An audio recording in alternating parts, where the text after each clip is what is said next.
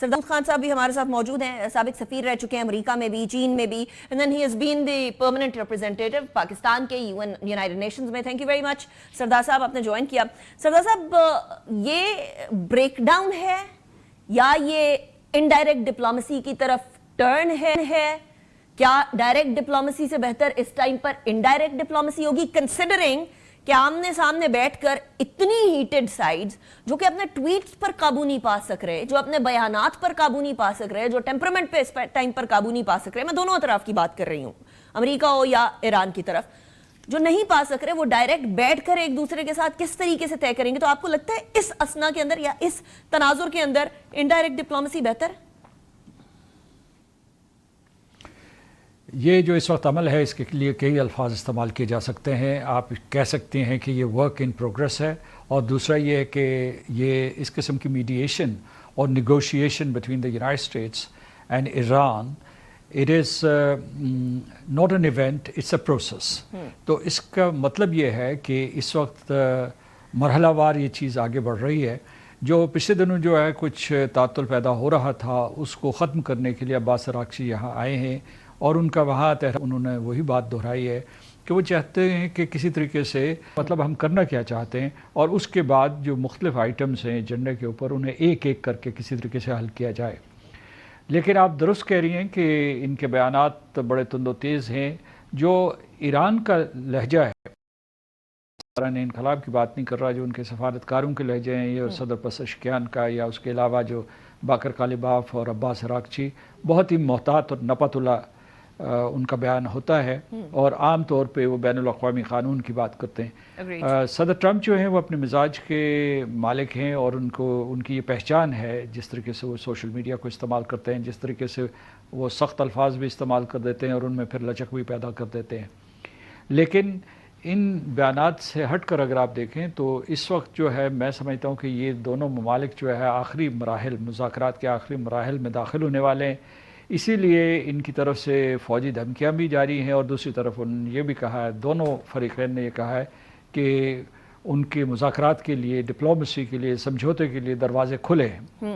اور جو امریکہ بہت کھل کر یہ کہہ رہا ہے کہ یہ اگر اس قسم کا یہ تعطل رہا تو وہ ایران کے لیے نقصان دہ ہے معاشی طور پر، کیونکہ انہوں نے بالکل ان کی ناکہ بندی کر دیا، محاصرہ کر دیا ان کی بندرگاہوں سے جہاں سے تیل نکلتا تھا اور کارگو شپس نکلتے تھے. اور دوسری طرف ایران جو ہے اس نے بھی اپنی ناکہ بندی آبنہ ہرموز کی سخت کر دی ہے. تو یہ چیس بورڈ پہ دو مہرے ہیں جو کہ فیصلہ کریں گے کہ مذاکرات کا عمل آگے بڑھے گا یا نہیں بڑھے گا. سردار صاحب، I'm sorry I'm cutting you short. یہ کیسے فیصلہ کریں گے؟ ذرا مجھے please shed a light on this. میں ڈونلڈ ٹرمپ کی پوسٹ آپ کو اینڈ پہ سناتی ہوں کہ if they want to talk, all they have to do is call. اچھا، اب سید عباس اراغچی صاحب کی ہے ٹویٹ، اس کے اندر اینڈ پہ وہ کہہ رہے ہیں have yet to see if the US is truly serious about diplomacy. یعنی دونوں ایک دوسرے کے اوپر ڈال رہے ہیں کہ تم سیریس ہو، نہیں تم سیریس ہو، تم بتاؤ. سو اس میں پہل کون کرے گا؟ یہ تو اور کنفیوژن نہیں ہو گئی؟ نہیں، اس میں کوئی کنفیوژن نہیں ہے. میں سمجھتا ہوں کہ اپنے مخصوص سٹائل میں صدر ٹرمپ نے یہ بیان دیا ہے، اور اس کا یہ مطلب نہیں کہ وہ پاکستان کو درمیان میں سے نکال رہے ہیں. پاکستان کے اوپر ان کا اعتماد بحال ہے، اور عباس اراغچی یہاں نکلتے ہوئے جو بیان دے گئے ہیں اس میں انہوں نے پاکستان کے اوپر مکمل اعتماد کا اظہار کیا، پاکستان کے کردار کی تعریف بھی کی ہے. اب دوسرے یہ ہے کہ جو عباس اراغچی صاحب کا یہ بیان ہے کہ امریکہ اس سلسلے میں سنجیدہ نہیں ہے، اگر آپ اس کی تشریح کریں تو وہ یہ کہنا چاہتے ہیں کہ جو وہ مطالبات پیش کر رہے ہیں امریکہ والے وہ ناقابل قبول ہیں. مثال کے طور پر صفر افزودگی ہوئی، یا یک طرفہ طور پر آبنہ ہرموز سے ایران پابندی اٹھا لے، یا اس کے علاوہ جو ہے وہ یہ کہہ رہے ہیں کہ جو اسٹاک پائلز ہیں وہ اٹھا کے امریکہ کے حوالے کر دیں، جو انرچ یورینیم کے. تو یہ آپ اسے ڈسائفر کر سکتی ہیں کہ وہ یہ کہہ رہے ہیں کہ یہ ہمارے لیے ناقابل قبول ہیں. اور صدر ٹرمپ یہ کہہ رہے ہیں کہ آپ کا اتنا نقصان ہوگا، مزید نقصان کریں گے. ان کے وزیر جنگ کہتے ہیں کہ ہمارا تو یہ جو محاصرہ ہے یہ مہینوں تک جاری رہ سکتا ہے، اور آپ ہر روز جو ہے $500 بلین لوز کر رہے ہیں بین الاقوامی تجارت کے حوالے سے جو بھی آپ ٹریڈ کرتے ہیں، خاص طور سے جو چین سے ٹریڈ ہے. تو اس وجہ سے یہ کہ آپ کے اوپر دباؤ زیادہ ہے ان کا، کہ ہمارے وہ کہتے ہیں کہ ہم loaded and locked हैं, हमारे यहाँ जो है तमाम जो है हमारा हाथ ट्रिगर के ऊपर है, That's exactly my point, सरदार और साहब। मजीद तबाही फैला सकते हैं। यानी पाकिस्तान अपना रोल प्ले कर रहा है, डिप्लोमेसी टूटी नहीं है, राबता टूटा नहीं है, इनडायरेक्ट पे जरूर आ गया है लेकिन राबता टूटा नहीं है, and Pakistan is continuing to do so. लेकिन यहाँ हर मुल्क यानी अमेरिका ईरान के हवाले से और ईरान अमेरिका के हवाले से ये इंतजार कर रहे हैं कि हु विल बाउ डाउन फर्स्ट, लेकिन दोनों अतराफ से बाउ डाउन वाली सिचुएशन नहीं है। जहां ईरान का माली नुकसान हो रहा है वहां यूएस का भी माली नुकसान तो हो रहा है, उनको यूरोप और एशिया से अपना बहुत सारा मिसाइल स्टॉक्स मंगवाने पड़े हैं। सो ऐसी सिचुएशन में आपके अपने तजर्बे के हिसाब से क्या कोई बाउ डाउन करेगा या दोनों का हल्का हल्का आधा आधा स्टेप आगे आना पड़ेगा? मैं तो ये समझता हूँ कि इन दोनों को बैक वक्त ये फैसला करना चाहिए कि मुहासरे हैं, दोहरे मुहासरे हैं, आपने हरमुज़ के और खलीज अमान के और बहरा अरब और इंडियन ओशन में जो अमेरिका ने किया हुआ है, इनको एक वक्त में इन्हें ख़त्म कर देना चाहिए। इससे जो है इत्मीनान बहाल होगा। दूसरी चीज़ जो मैं आपको इस सिलसिले में अर्ज़ करना चाहता हूँ वो ये है कि ये इनको जो है इनको जो भी वो कहें, लेकिन ये एक इस के लिए तैयार हैं कि किसी तरीके से जंग को ख़त्म किया जाए। और अगर आप देखें कि इनमें से किसको ज़्यादा नुकसान हो रहा है या हुआ है, तो मैं कहूँगा अगर आप इनका जो पूरी की पूरी पावर प्रोजेक्शन देखें या उनकी जो पूरी की पूरी मईशत देखें तो ईरान को बहुत नुकसान हुआ है। आज जो है पिछले 24 घंटों में अमेरिका ने ईरान के ऊपर मज़ीद माशी पाबंदियाँ लगाई हैं। अभी जो है इस जंग के दौरान भी कई मरतबा इनके ऊपर माशी पाबंदियाँ लगा चुके हैं। उस माशी पाबंदियों से ना ये आलमी बैंकारी के निज़ाम को इस्तेमाल कर सकते हैं, ना फिर उसके बाद जो है अब तो जो है उन्होंने तेल और गैस और दूसरी चीज़ों की जो है तरसील थी उसके ऊपर भी नाकाबंदी कर दी है। तो ईरान का बहुत नुकसान हो रहा है, लेकिन इसका ये मतलब ये नुकसान और फ़ायदे की बुनियाद पे फ़ैसला नहीं होगा।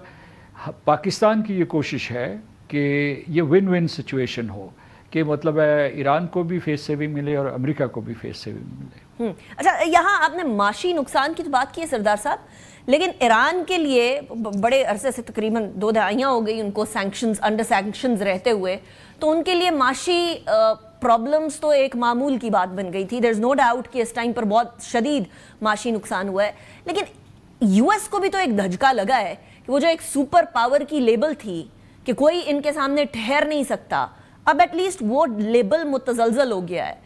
अब कोई भी मुल्क यूएस को टफ टाइम दे सकता है after seeing what Iran has done. तो आपको लगता है कि यूएस के लिए भी एक तरह से ये मौका है जहां उनको अपने लॉसेस को कट डाउन करना चाहिए? आपने दुरुस्त कहा, यूनाइटेड स्टेट्स को बहुत नुकसान हुआ है। पहले उसकी साख को नुकसान हुआ है क्योंकि उसने बैनुल अक़वामी कानून की परवाह किए बगैर, कांग्रेस से इजाज़त लिए बगैर, वहाँ सलामती काउंसिल से पूछे बगैर उसने हमला कर दिया और इसराइल के कहने पे हमला किया। दूसरा ये कि उन्होंने माशी मंडियों का बुरा हाल कर दिया है। सारी दुनिया में जो है जो स्टॉक एक्सचेंजेस हैं, उसके अलावा शेयर्स प्राइसेस हैं, ऑयल एंड गैस की प्राइसेस हैं, इन सब की वजह से एक भूचाल आया हुआ है। तो इसका ज़िम्मेदार सिर्फ़ और सिर्फ अमेरिका है और वो इसराइल के कहने पे उसने ऐसा किया है।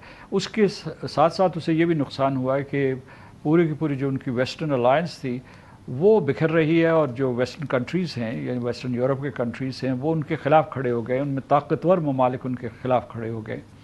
और उसमें बल्कि मैं आपको बताता हूँ कि क्या तज़ाद है कि अमेरिका ने पिछले 24 घंटों में ईरान के ऊपर इजाफ़ी माशी पाबंदियाँ आयद की, लेकिन दूसरी तरफ जो है यूरोपियन यूनियन ने, उनके जो बड़े कायदीन हैं, उन्होंने मिल के मुशावरत की है कि किस तरीके से ईरान के ऊपर माशी पाबंदियों को नरम किया जाए और आहिस्ता आहिस्ता ख़त्म किया जाए। इस हद तक तज़ाद बढ़ चुका है। यानी पहले उन्होंने अस्करी सतह पे अमेरिका का साथ देने से इनकार कर दिया था पूरी यूरोपियन यूनियन ने और अहम तरीन ममालिक ने, तो ये उसका नुकसान हुआ है। लेकिन अगर आप इस वक्त जो है ईरान की शहरी हैं जहाँ के वहाँ 21,000 हमले हुए हैं पिछले हफ्तों में, जो जब से जंग का आगाज़ हुआ है, और उसमें शहरी बुरे तरीके से मारे गए, उनकी क़यादत का सफाया हो गया है, उनकी जो है फ़िज़ाइया, बहरिया और दूसरे जो बैलिस्टिक मिसाइल या मिसाइल कैपेबिलिटी थी या लॉन्च पैड्स थे, उनको बहुत नुकसान पहुँचा है।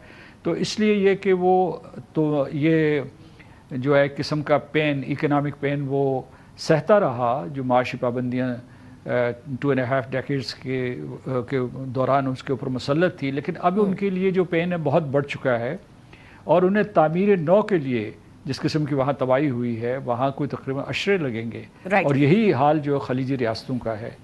تو میں سمجھتا ہوں کہ اس میں نفع نقصان نہیں دیکھنا چاہیے, ہمیں یہ دیکھنا چاہیے کہ ون ون سچویشن کیسے نکالی جائے.